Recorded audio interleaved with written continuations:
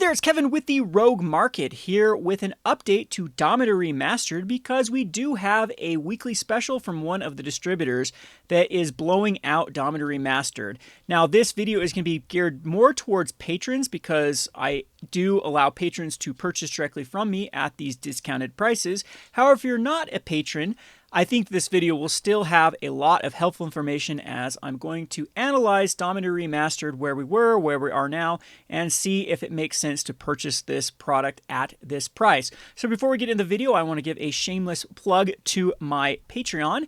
So you can come over to patreon.com/roguedeckbuilder and you can join a tier that suits you, and you can get products sent to you at distributor cost. So there are a lot of happy patrons that have been with me for years, and you can just kind of scroll over these and see what plan works out best for you. You get access to the Discord, where we have a lot of insider information for the distributor pricing, as well as just market chat. Very, very active Discord, and I try to post here as much as possible on Patreon as well whenever I come across deals. I love to pass on the savings to you, my fellow Magic players and supporters, and it goes beyond just Magic. You can get other products like One Piece and Pokemon. If I can get it from distributors, you're eligible to buy it. So go ahead and check that out. And I'm going to give you kind of a sneak peek of this video. So I saw that Dominaria Remastered was repriced by the distributor. They are blowing this product out. I can get collector boosters at 160, draft boosters at 180. And I think that the pricing might finally make sense for this product. Now, I do admit that there have been a cheaper time to get in on Dominaria Remastered. I know there was another distributor that was blowing it out for slightly cheaper than this, and we did see some Amazon dumps back in November for around like 130 or 140 as the market just absolutely rejected this particular product. Now, I actually don't think that Dominaria Remastered is that bad of a set. The problem with this is it just existed in a time of overprinting. In fact, I call this time period the overprinting hell. They released way too many products, and then they printed too much of these released products. So this was the same time period as Lord of the Rings. It was the same time period as some of the best-selling standard sets of all time. This is the same time period of Secret Layers being released at the rate of more than one per week. And there was just so much of these products competing for the same amount of money that Wizards of the Coast couldn't expect a remastered or a reprint set to do good in this environment. So I think that one of the other problems with this is people, first of all, it was printed so heavily that I think a lot of people over-ordered this set thinking that it was going to be more of a tight print run like Time's Power Remastered, and it wasn't. And not only that, it just didn't age as well as Time's Power Remastered. However, I do think that this set does have a lot of cards that if they do miss reprints within the next couple of years, which I'm actually thinking they are, because I don't think that Wizards of the Coast can continue to go down this road of reprinting these same cards over and over without absolutely crashing the prices of these, and then I think that they have to give a breather. I think Dom Remastered, now Rav Remastered, and even some of these other reprint sets that they've released, like Commander Masters in the 2022, 22, and 23 era that did horribly, has just showed Wizards of the Coast that there isn't a market like there once was for the Ultimate Masters, the Modern Masters, that type of stuff. So I think their focus is going to go more towards Universes Beyond and creating kind of newer product to get people. I mean, all of those have done incredibly well. So if you just follow the money with Wizards of the Coast of what makes sense, they're going to actually follow the purchases. And I think that there's going to be some breathing room for the reprint set. So all of these, on the short term, I think will be able to recover. And if the Dominaria Remastered is following the trends of all the other products during this era that crashed, they are all recovering just splendidly. If you look at like the March of Machines, if you look at even things like All Will Be One, even Crimson Vow. I was surprised by Crimson Vow because that was a set that was absolutely trash for months and months, years. That no one, would touch it. And now that has seen its bottom, and those prices are actually coming up. So I think Dominaria Remastered is going to follow suit, and we are going to see price increases beyond just the prices of the singles. So right here on Goldfish, you can actually set the prices of, if you were to own every one of the main set 261 cards, you can see that it bottomed out at under 300, and now it's almost up to 400. And you can even look at like the borderlesses. If you're going to own one of every copy of the borderless, it also bottomed out at 233. It's up to 286. So Dominaria Remastered singles are on the rise. And if we go over to the single prices, those two have been going on the rise. You can see that months ago it bottomed out around $90 for a draft booster, and the going price on market price is about $102. But according to this, yeah, it's about $103 is what the Dominaria Remastered would be if you were to buy it from TCG Player. If we go over to Collector Booster, you can kind of see that the same story. The bottom out at $145. It's currently going for about $160, but actually, if you look at the cheapest one you can get with price with shipping, it's actually looking at $190 is what you'll be paying for Dominaria Remastered. So I think a lot of this has to do with the Amazon dumps have stopped and has gave a lot of breathing room for the other online sellers to catch back up. And surprisingly, there's been quite a few sales within the past month. And I addressed this on another video that a lot of times the TCG market will be very misleading because of how stores, especially online stores, use a lot of different platforms. And so they use software like Binder POS to link them all together. And so if it didn't necessarily sell here, so you can see these last sales were like 160, 160, 169. Like, wow, that's a big jump from 161, 186. I guarantee you there probably was listings at this time for like 160 all the way up to 189, but simultaneously those were bought on their other online stores or eBay or other things they were linked to, and it was removed from the TCG Player platform, and then all of a sudden you do get that big jump. This is very common with TCG Player. You'll see these when a product is actually hot.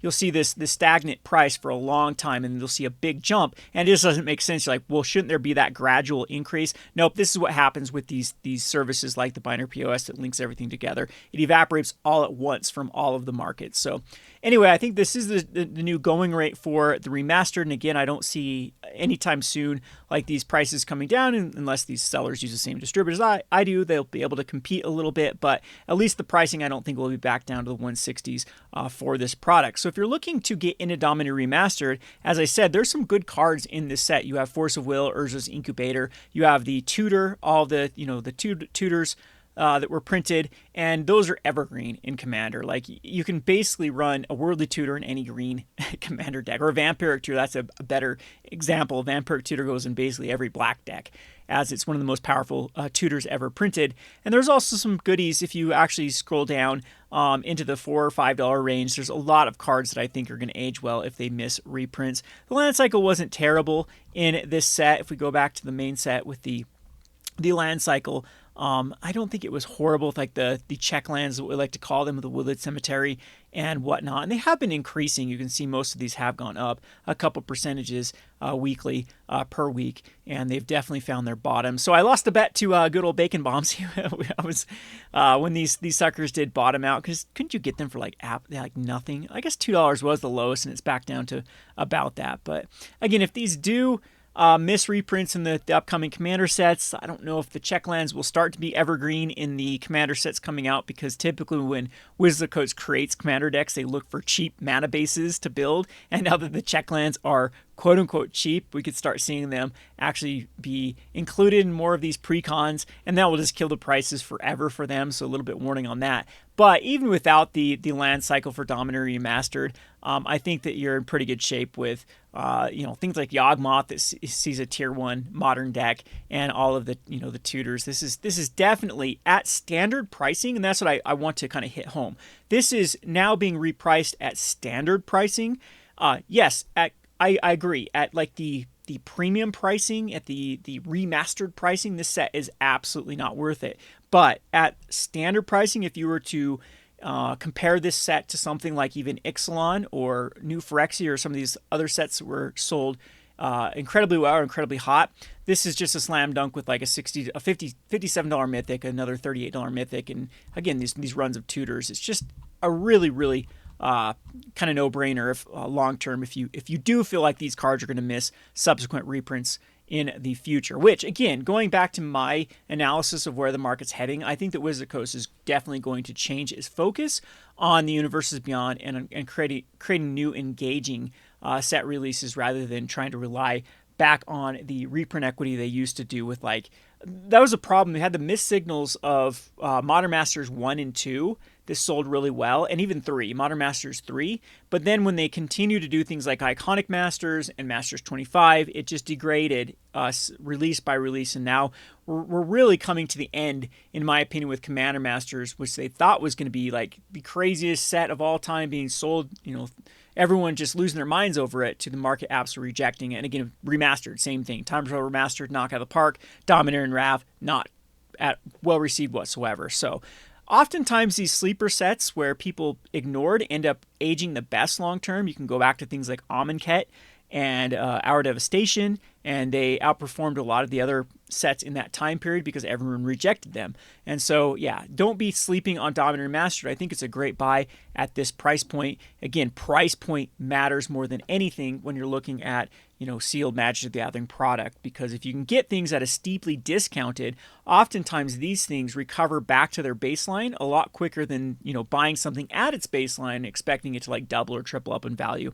So my analysis for Dominaria Remastered, I like the draft boosters a lot better than the collectors, because if you go over to some of these like borderless foils and stuff, between a Force of Will normal and a Force of Will borderless foil, it's not really that big of a jump to justify like chasing the spread for these particular cards. So I think going with the draft boosters, you probably get more bang for your buck than going for the collector's boosters. And the draft boosters too, before I going kind of back with my analysis here, a lot of people did like this draft set because it does have what I say in here, this kind of old schooly feeling to it, where you're playing with a lot more vanilla power down cards. I was actually expecting Dominaria Remastered to be like a high powered set, but if you actually compare it to something that was released in Standard in the past few years, this is actually a lot better, or a lot worse of a lot toned down power level, because they were using a lot more of the vanilla-y creatures of yesteryears for this whole remastered Dominaria experience. So it does have that old schooly feeling of playing this in a draft format, and is very nostalgic to a lot of people. So after talking to a lot of people that drafted this set, they seem to love it. I personally did not like the draft environment, because I do like drafts being a little higher powered. Maybe I'm in the minority here, but I've been really enjoying these standard sets for limited environment much more than the old school ones. Like I went back and drafted a Khans of Tarkir draft, and it was just very boring and just too vanilla-y, too like curved, too you had to focus too much on like hitting this curve and attacking with vanilla creatures, which I don't really like as someone that really loves synergy and the flavor of set mechanics. But I'm really digressing away from this video. I think that as a draft, only having draft, not having set, this is also something that sets draft apart from other ones where there's competing dollars for set and draft. This one is just draft, so it's really between draft and collector. And as I mentioned, I don't really think that the spread between these super chase borderless foils are really worth it to buy the collectors. Comparatively speaking, let's look at retro foils too, but you can get those out of draft too. So Force Will retro foil, yeah, you can get these out of draft boosters. So the comparison is not really there. I think the borderless are the only ones you can get from collectors. Correct me wrong. Anyway, here's my analysis for the Dominaria. I think it's great. This price point's great. I'll keep everyone updated on other deals that I find.